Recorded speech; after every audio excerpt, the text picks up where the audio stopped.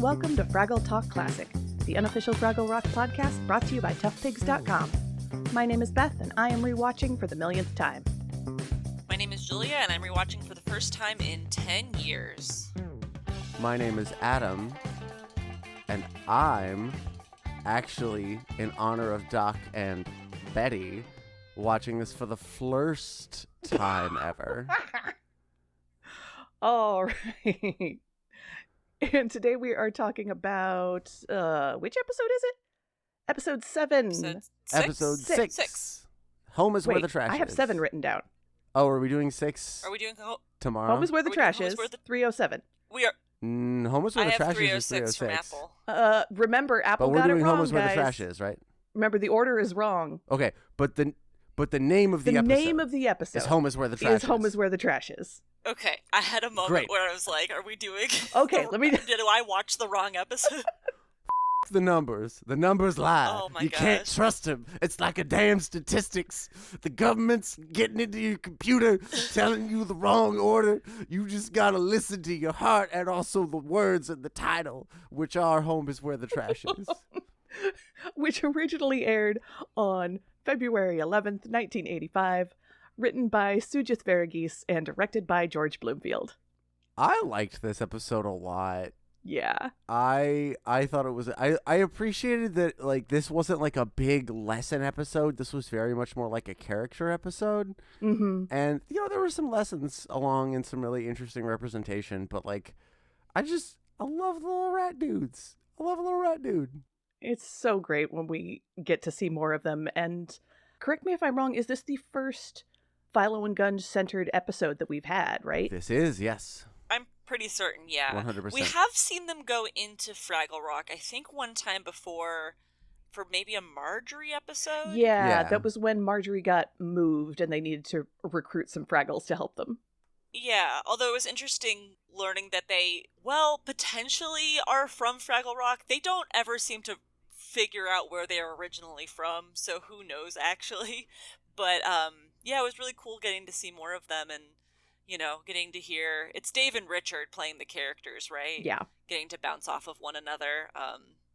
They're great. Yeah. Let's get into it.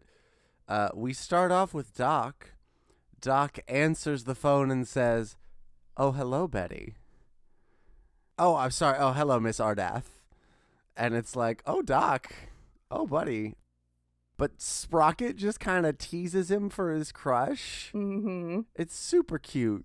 But then Doc turns right around and teases Sprocket about his crush on Marigold. Mm-hmm. I was also in middle school. I remember how that goes. Although this is a lot kinder than it was when it was in middle school. So, upgrades. Right. And then we cut straight to Philo and Gunge.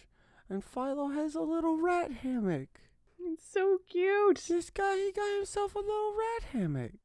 And they start wondering, Gunge is wondering how long they've been with Marjory. Philo says, well, as long as I can remember. And Gunge says, well, I thought it was the day before yesterday. And Philo's like, but that's the same thing. And Gunge agrees. So it starts off with like a bit. It starts off with Gunge being like, "Is today the day?" Right. And Philo's like, "Well, yesterday was the day, but today was yesterday for the day."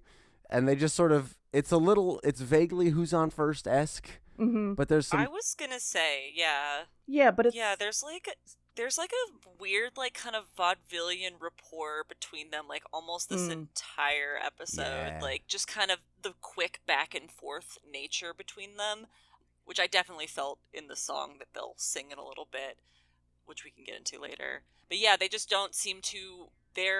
Their memory of time, their understanding of time is very wonky. Yeah.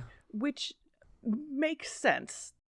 When you're a demigod's hype rat for a living, and, Gorgs are living to be hundreds and hundreds of years old, Fraggles measure time in cycles and days, who knows what the lifespan of a hype rat is.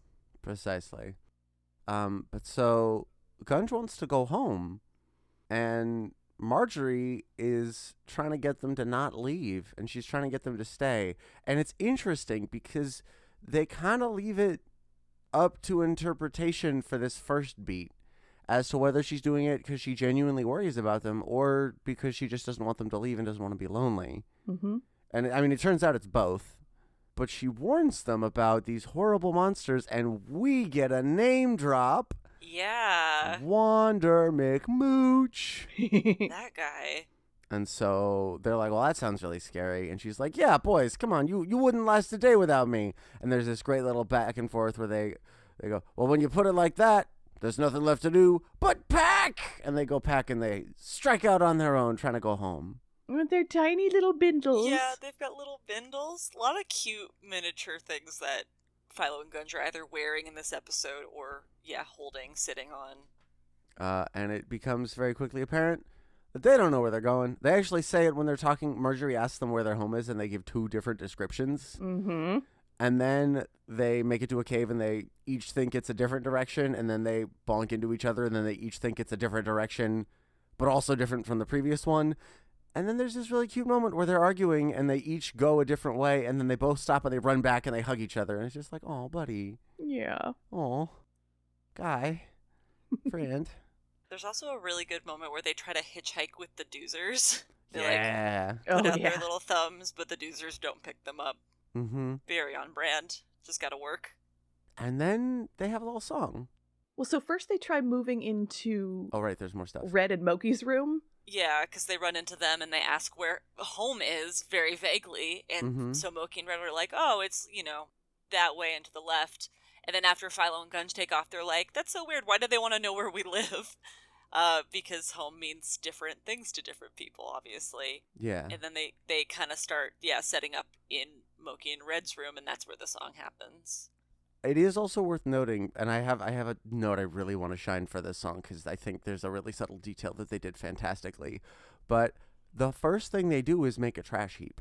Yeah. Because they mention before they leave that Marjory only came to life when they showed up, which is a huge, mysterious chunk of lore that No, that makes perfect sense. we never hear more about. That's just the old school D&D logic. Gods exist because of their believers. Ooh. See, what I wrote down was, hey, fellas, when someone literally comes to life after you come along and they ask you to stay, that might be the definition of home. But then we, of course, see that this relationship is a lot more complicated. I know, but also that is kind of where they land. Yeah. So they have this song, and they're sort of playing back and forth off of each other, and it's really cute. But I want to point out that opening stanza that is sung, and I think that one's Philo singing that first set. I did not write down which one sang which part. It's neither did I. I still have a hard time telling them apart. But if you listen, they transition the voice to sound like it's coming from an old radio.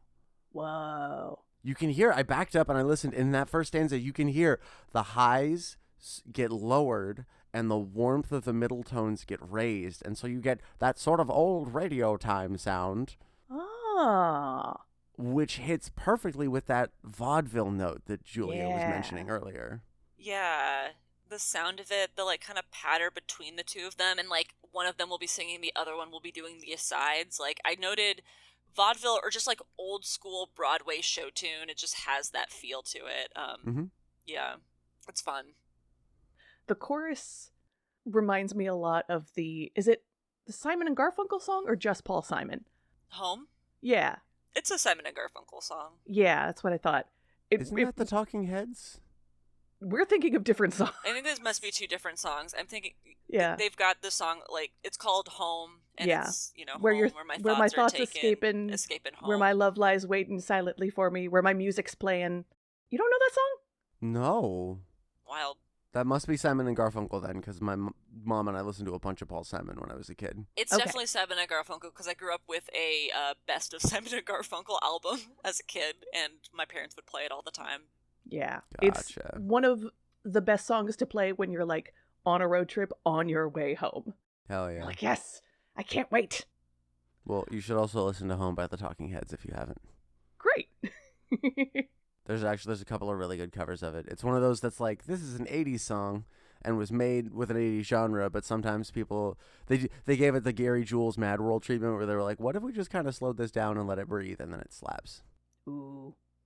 Anyways, this has been Musical Analysis with Julia, Beth, and Adam. We now return you to your regularly scheduled programming. So they make a new trash heap, and it won't come to life. Yeah, and they're very confused. And Moki and Red show up and they're like, hey, what are you doing to all of our stuff and being in our room? Because they see that they're quote-unquote the trash heap. Mm-hmm. What is trash to them is actually just all of Moki and Red's stuff. Yeah. Yep. And Moki and Red kick them out and they go, sorry, we'll go. And then they leave out a cave and fall, and it's very cute. Just, we'll go, So they come back to Marjory, who starts getting passive-aggressive about it all. Yeah. I mean, she was already being a little bit like, oh, they'll come back, and now she opens up with, well, look who's here. I told you so. I was like, honestly, in this moment, I'm team Philo and Gunge.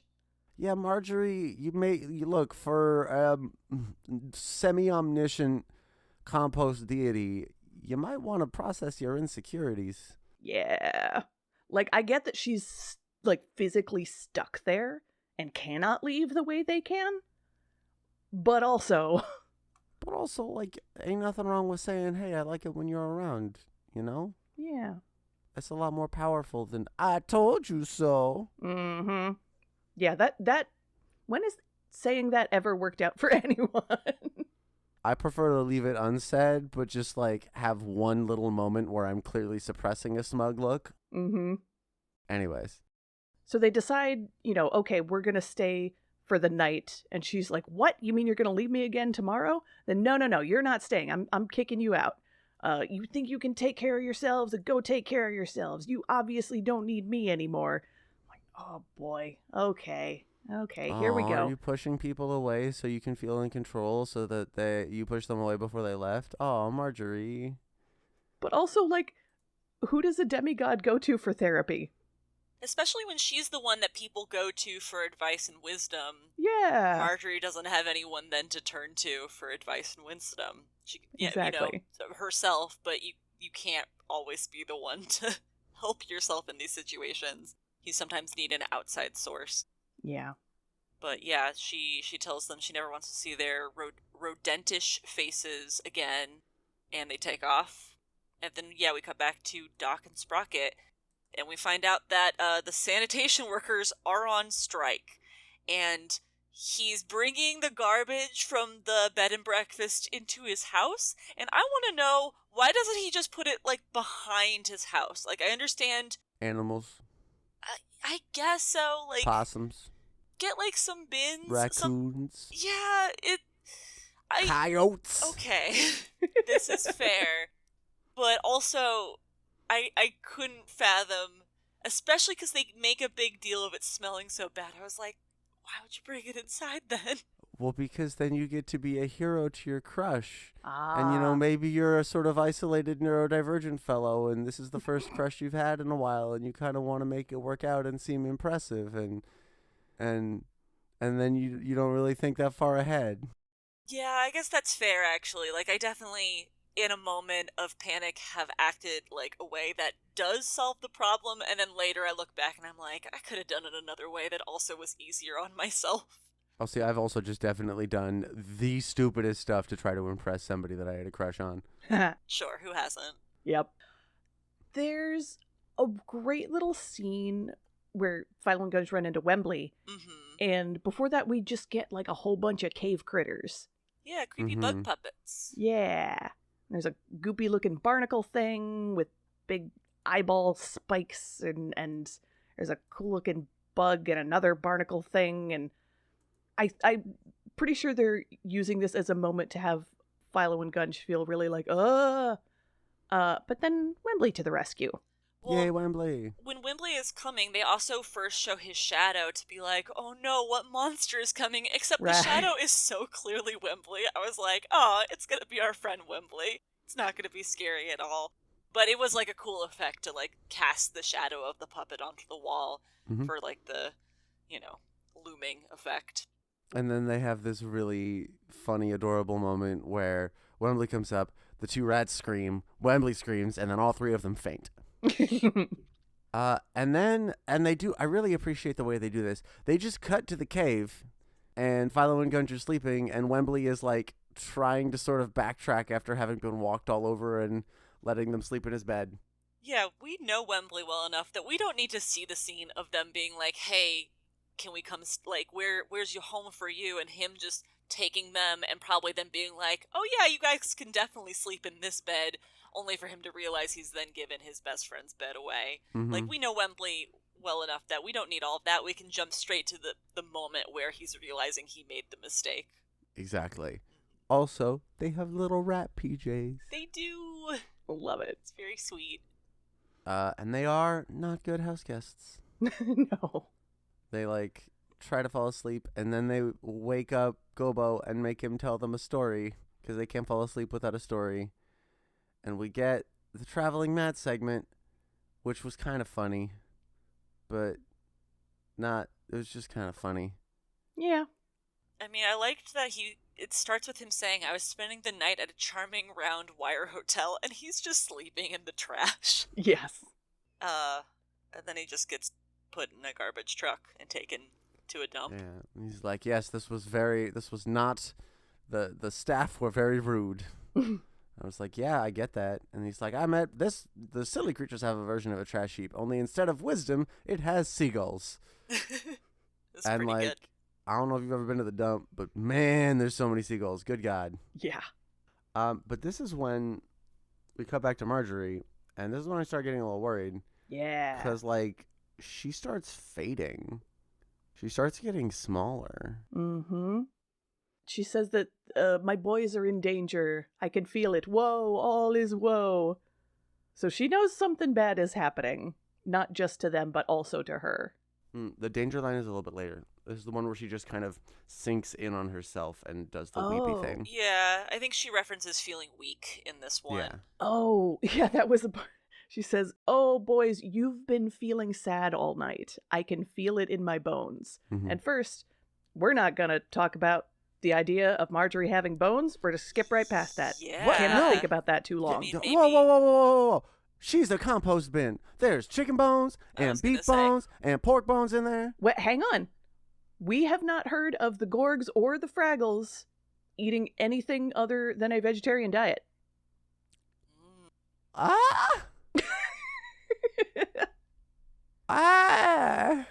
Right?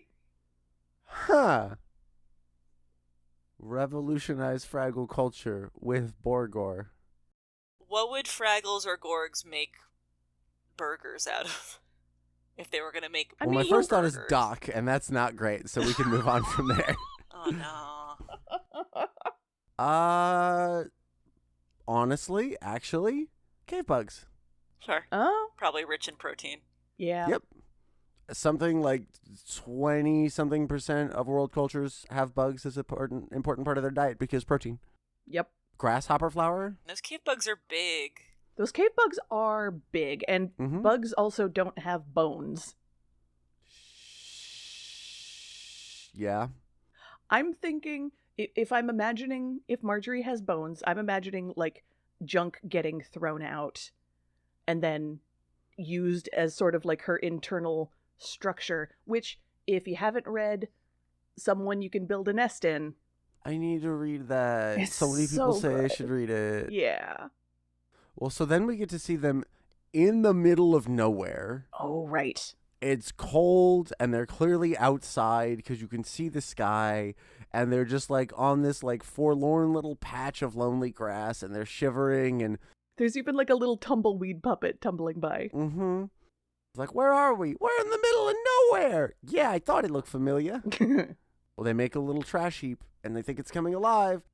But actually, it's Wander McMooch. Dun, dun, dun. And I gotta say, Wander McMooch, one, he captures them. And then we cut and we see Wander McMooch, and he's got sled rats pulling a scooter. Yeah. And, like, I don't approve of him as a kid. Like, I disagree with his stances on life, but damn, that's a man who's living his best life. Yeah. He's got a razor scooter with a headlight on it. Mm-hmm. And sled rats. Yeah, I'm going to give you the Muppet Wiki link because it is worth looking at these sketches of the design of this contraption because it's in the tome and it's fascinating. The tome. But also, if he's got evil capitalist super speed, why does he need a scooter? Oh yeah, he's really fast. He's also lazy, I guess, because he's a capitalist. Wait, that looks like more of like a bike. Yeah, like it's just the original sketches, but... Okay, and then they were like, we gotta simplify. This guy's never coming back. Exactly. Is this the last time we see him? It is, according to Muppet Wiki. He does pop up in Muppet Christmas Carol, but not as Wander McMooch. He's one of the folks playing the game where the nephew is like dunking on his uncle for being bad. And he's like briefly a pirate in Muppet Treasure Island. Yeah. So we get to see this from the side, right? So we can see the sort of whole tableau of, him on the left with the little braided cord that he's got around their necks, and them on the right running and pulling. But then we get a shot from the front, and they look so small. Yeah. And he is just this huge thing in the background, and it's genuinely like it's terrifying. Yeah, he gets a brief little song. Yeah. Which the song is called Manic McMooch, parentheses, Find You, Bind You, Grind You? Yeah, the song was dark. Yeah, I loved it. It's intense. That is, in fact, what capitalists want to do. Yup. They want to find a labor that they can exploit. That man just found himself a two-man workforce. Mm-hmm. And he is taking all of the labor value that they are creating for himself. Well, first off, like, small moment, because Gobo, we skipped over, Gobo and Wembley then are forced to share a bed, which does result in Gobo falling out of the bed, and he's... And it's just a good little moment. But also, we do get the moment of Marjory, saying that she senses danger, and also Red and Moki checking in on Marjory. Right. And this is kind of what then, like, incentivizes them to start looking for Philo and Gunge, and how they all eventually find Philo and Gunge, because they're like, hey, Marjory's maybe dying. We gotta find these rats to bring back to her.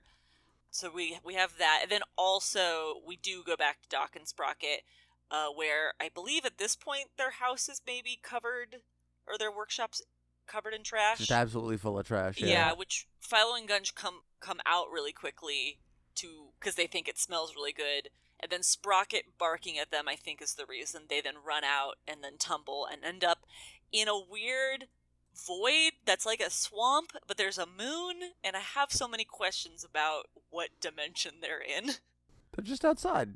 Yeah, it seems to be like an extension of the Gorg's garden. The Gorg's garden? Okay. Yeah. That's kind of what I figured, because we never really leave the area of the Gorg's garden, but there must be something beyond, so I think that's pretty much everything we kind of glazed over a little bit to get to Wander McMooch, who is a giant creep. No, I'm glad you mentioned Philo and Gunge coming into Doc's workshop, because there is a note about that they didn't realize until after the fact. They're like, oh, wait, the international versions where there are all these different, Doc and Sprocket characters, they don't have the Philo and Gunge puppets. Oh. Because normally all of that part gets dubbed over. So we can't then put Philo and Gunge physically in one version of the show and not the others. Mm-hmm. So they just basically had the piles of garbage in the workshop, like, shuffling around as if something's moving behind them, and then adding the voices for Philo and Gunge. Oh. Clever. Yeah. I don't even think I realized we didn't actually see them in the workshop. Mm-hmm. Yeah, I don't think I clocked that either. Just good solve. So, I just want to point out, there's a thing that happens here, and it seems sort of like a little aside, but it's super huge and super important. He says the word slaves. Mm-hmm. Yeah.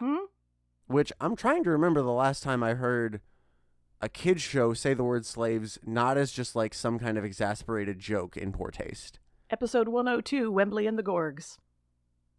Huh. Dang. Remember? There was that whole thing of like, oh, we found, like, we're now going to make you our slave. And then at the end, Wembley's like, I guess some slavery feels like freedom. I do remember that. I literally do not remember this at all. I do. That's weird. I mean, it was years ago at this point. It was Oh years God, ago it at was. this I do point. feel okay. That feels less bad. But there's a really interesting distinction here, because he says, "Oh yeah, well you were Marjory's slaves," and they go, "Yeah, no, we weren't her slaves." And McMooch says, "Oh well, you did her bidding," and the rats say, "Well, we didn't do those stuff because we were slaves. We did that because we loved her." Mm-hmm. And like that distinction Yes. between labor out of fear and exploitation versus labor out of love is huge. Yup. And it ends up being the key to how they get out of this mess. It does. But yeah, I love immediately following that. All this time we were looking for home, and that's where we was. Oh, irony, irony. That was pretty great. Yeah. There is a moment that I was like, wait just a minute. When Red says they're realizing that something is wrong with Marjory and saying, there's only one thing that can stop McMooch. What's that? Us. And they're all hyped up agreement. And I was like, wait a minute. Why you specifically? Why does it always have to be you guys?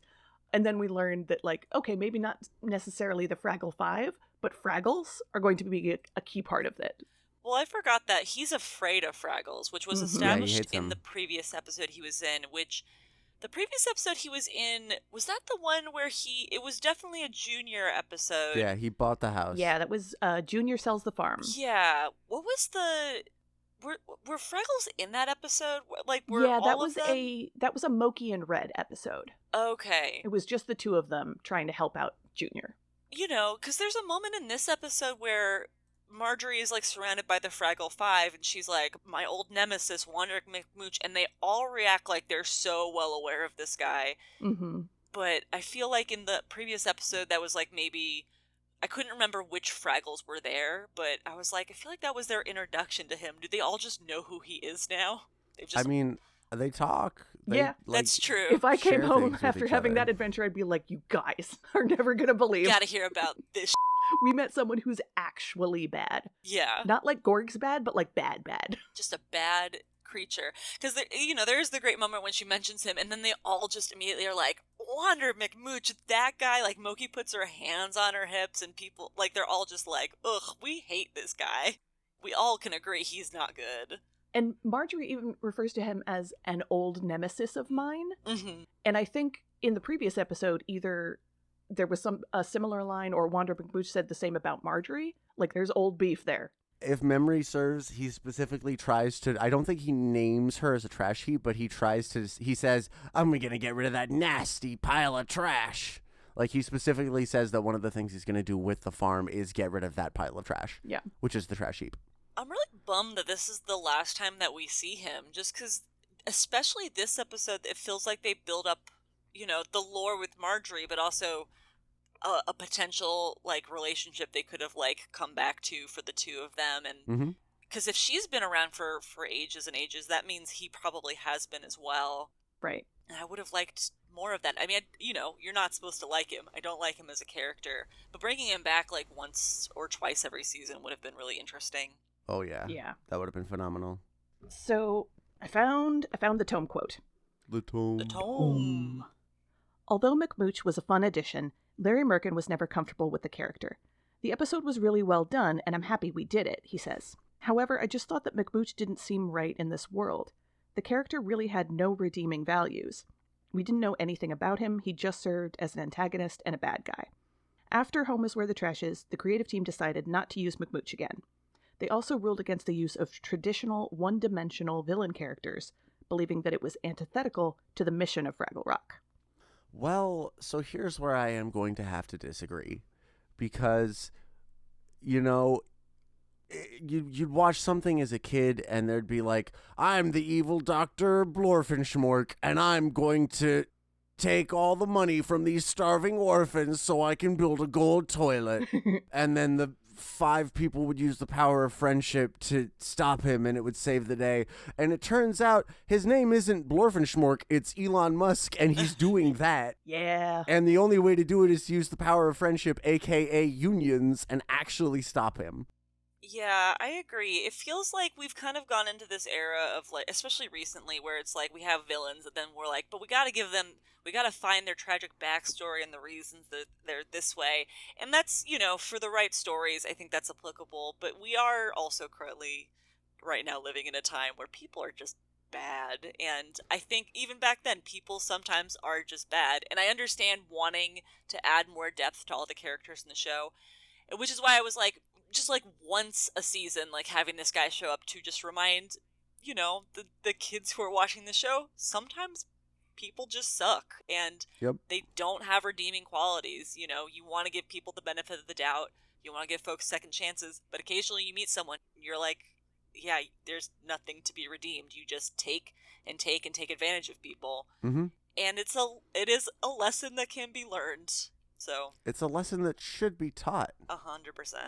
And if you want to, and we can cut this if you want, but I please. do want to hop on my soapbox real quick. I'm pulling up a Brennan Lee Mulligan quote as we speak. Go for it. Great. Well, Ever applicable. I mean, this may contrast horribly, but like all those horrible villains do have tragic backstories. Mm-hmm. Like Elon Musk has a tragic backstory. Turns out getting raised by billionaires is deeply traumatizing. Yeah, it's bad for humans. It's so bad. Well, it doesn't let you turn into a human. You don't wind up with a nourishing relationship with your family. You don't wind up with a nourishing relationship with any kind of friends. You wind up getting sent off to boarding school. So all you wind up being put in is this really competitive environment with people who've been taught to be cruel. And all you get taught is that competition is the way of the land and that the person who's winning is supposed to feel good. Mm-hmm. If that's what you teach people and then you give them the levers of power in a nation, of course we're all going to be screwed. Yeah. But if we don't have the means to interact on that level, sometimes you just gotta make a union and say, nah, dude, you can't play with us. Yeah. I like that that's basically how they end up getting rid of Wander McMooch is like, no, we're gonna solve this through, I mean, they say through love, and like I can understand how someone could interpret this episode as, look, fight hate with love. That's the end of the discussion. Love always wins. But it's more complicated than that. Yeah. Mm-hmm. It's really just using the thing that he doesn't like the most against him. Yep. Yeah, exactly. And that just happens to be love.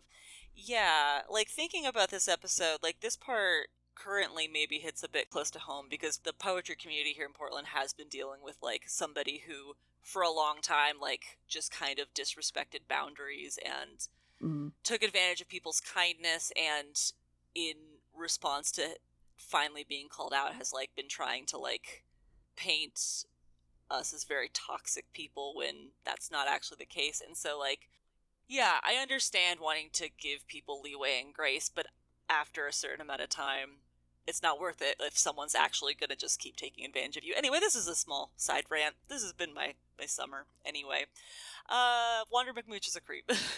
Yeah, and sometimes people are creeps. Yeah. So, okay, there's this long quote I want to read from an adventuring party episode that I think is really, really prescient here, that they're talking about.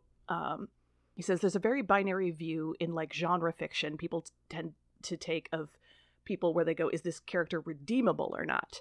And if they're not, I'm going to cheer while their head gets squashed. And if they are, then every bad thing they did is forgiven and they're my best friend now. And that is a wildly binary way to think about how people get to where they are, the complexities of human behavior, and all that stuff. One of the biggest takeaways I had from like studying ethical philosophy was the idea of like, what is redeemability in theory and what is it in practice? Like theoretically, I could take a hammer and smash a mountain into gravel.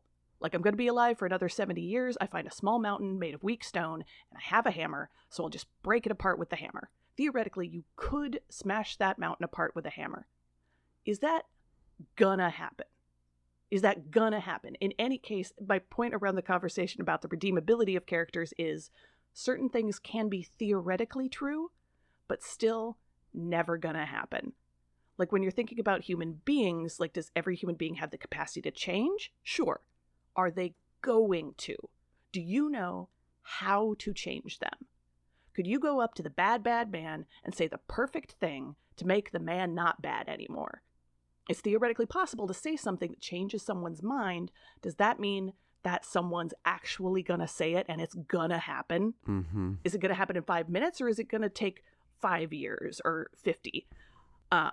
Anyway, it's a very long quote. And are those 5 or 50 years, could those be better spent trying to help heal the things the bad person has done? Bingo.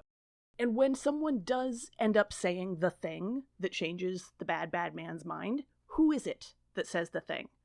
Is it one of the little guys who he's been oppressing his whole life? Or is it his best friend being like, dude, come on, be a better human than this?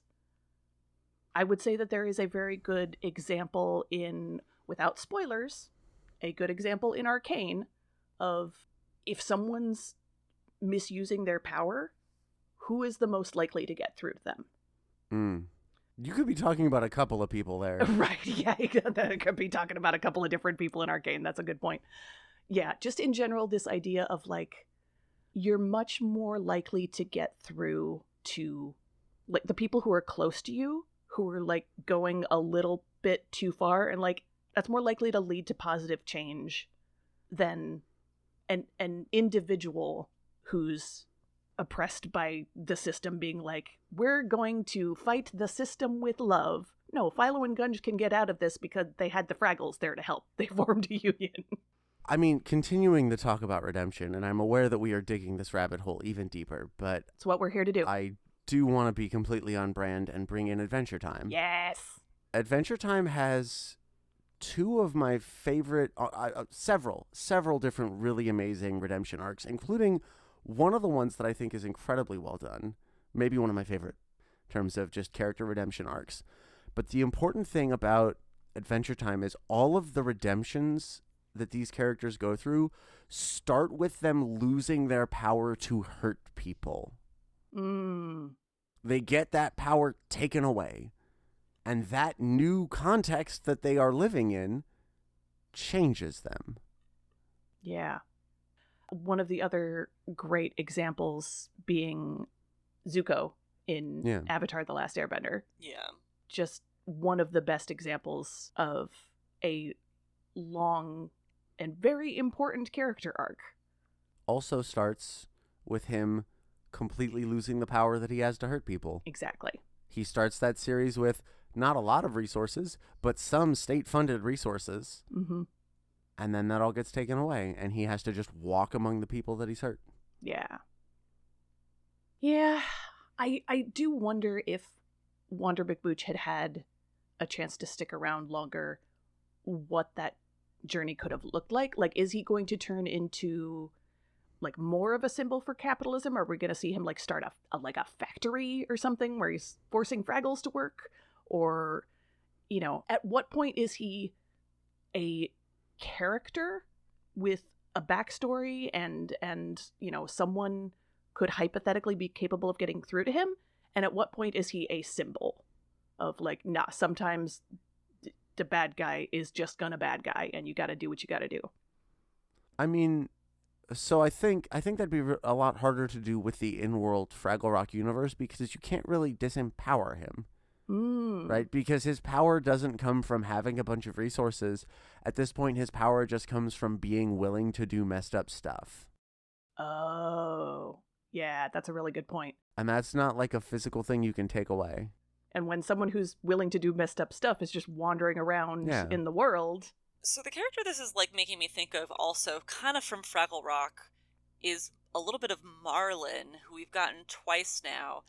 Maybe, because I just looked on Muppet Wiki and Marlin is going to come back. Mm-hmm. And I don't know if this is the case, because I don't remember if Marlin gets an arc or what the rest of his episodes will look like. But, you know, I feel like we have gotten to see a bit more of him already. Like, the actions he takes and chooses aren't great. They're not good.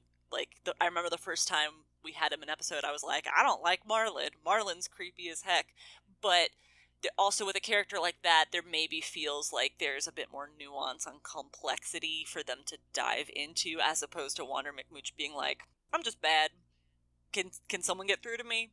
I mean, we'll never know, but, you know, it doesn't seem likely for the kind of character that he is. Yeah. Also, the frog puppets in the swamp are great. They're so good. They're really good. I love when they get a chance to just paint such a rich scene of like, we're going to be here for like 2 minutes and we're going to make it gorgeous to look at anyway. Yeah, it's such a cool set. Yeah.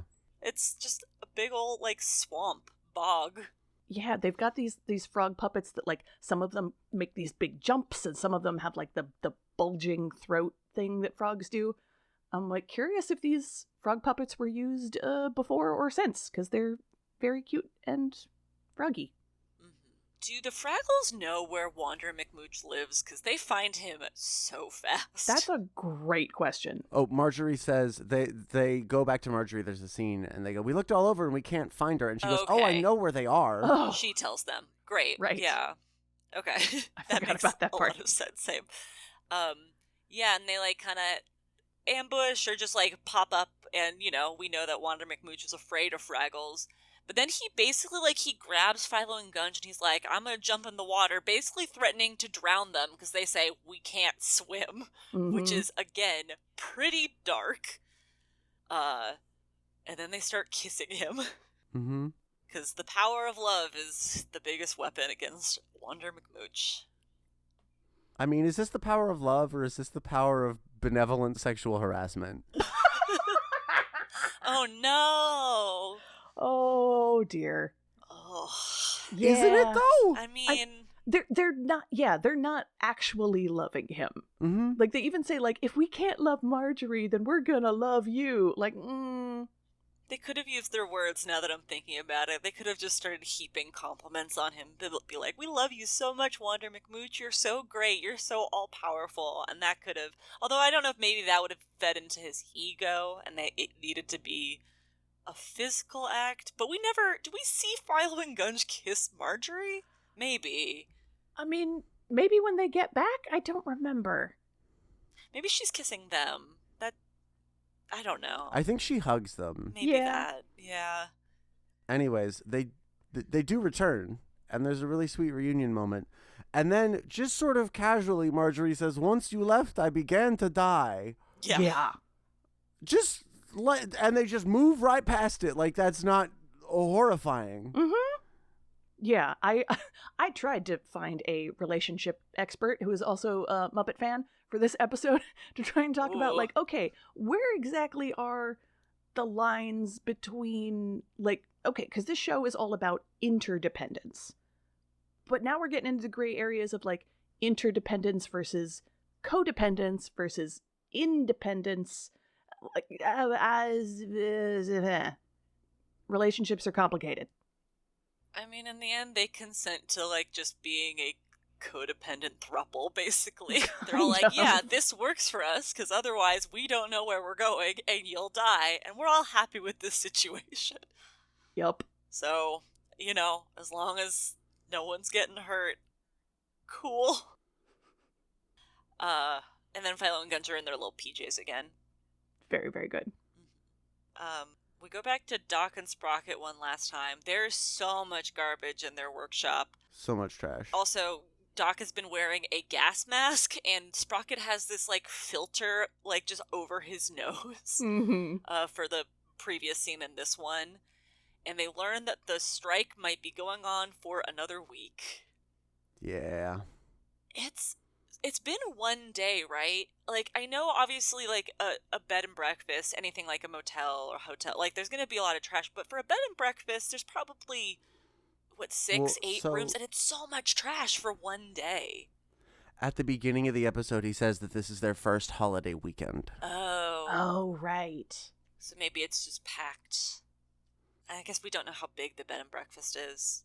And how long it's been since the trash was taken out. That's fair, yeah. It's just so much. It is so much. So much trash. An unfathomable amount of trash. Ungodly amount of trash. And they're gonna maybe be stuck with it for, like, the following week. Yeah. I feel like at that point, just make a dump run, dude. Yeah. Like, you can just give trash to the dump for money. That's true. Costs a little bit extra, but, like, they'll just take your trash. That's gotta be the resolve that happens after the credits, because if that's how much trash they have after one day, their workshop will be filled to the brim by the end of the week. But yeah, that's the end of the episode. Beth, you want to tell us about the international versions? I would love to, but there are no notes in Muppet Wiki about it. Aww. How dare they? Curses. Phi indeed. What does phi mean? Like phi on thee? What does that mean? Hold on, I'm gonna look it up. Great. Good for you. I'm going to think about how we make the world a little fragglier. Oh, that's a great question. Sometimes people and friends and found family can be home. It's, very simple, but that's often the case, I don't know, in this day and age. Yeah. And for all time, too. Huh. Did you learn what phi means? Phi is not a verb or a noun, but it's an interjection. Yeah. Yes. It is an imitation of the sound instinctively made upon perceiving a disagreeable smell. Huh. It's very Shakespearean to me. Yeah. Anyways, if you have a scooter, just pedal that man. Get an electric one. Get an electric one. Don't enslave people to pull you around. Don't get sled rats. Or if you must, treat them nicely. Yeah. Give them little food and little treats and don't just get two. Oh.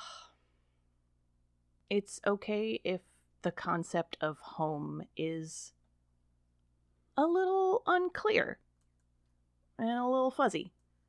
And you maybe have to go wandering around to figure out what exactly home means to you. The concept of home is a little fuzzy, just like two very sassy vaudeville rats. Aw. All right, I think that is it for this one.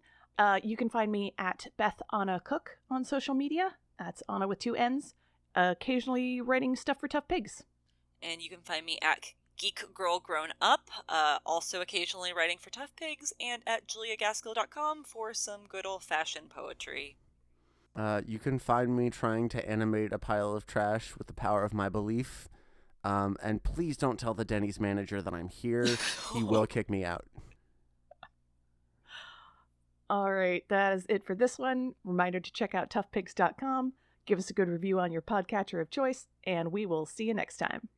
Don't forget to dance your cares away. Down at Fraggle Talk. Wow. Oh, I should have mentioned we're also on YouTube now. What? Fraggle Talk Classic is brought to you by toughpigs.com. Fraggle Talk art by Dave Hulteen Jr. The Fraggle Rock mark and logo, characters, and elements are trademarks of the Jim Henson Company. All rights reserved. The Fraggle Rock theme song, written by Philip Balsam and Dennis Lee, is used with permission. Special thanks to the Jim Henson Company and the entire Fraggle Rock family. For more from Tough Pigs, follow us on Instagram, Blue Sky, and Facebook, and make sure to check out our Discord server, TeePublic merch store, and Patreon. Fraggle Talk Classic is produced and edited by me, Beth Cook. Thank you to Joe Hennis, the Tough Pigs Muppet Fan Podcast executive producer. Thanks for listening, and we'll see you next time, down at Fraggle Talk.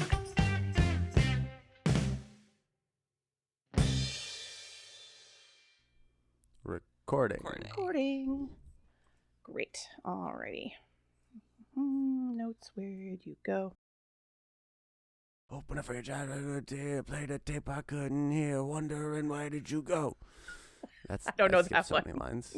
It's a Mighty Mighty Boston song that I just absolutely butchered. Sorry, fellow ska heads out there.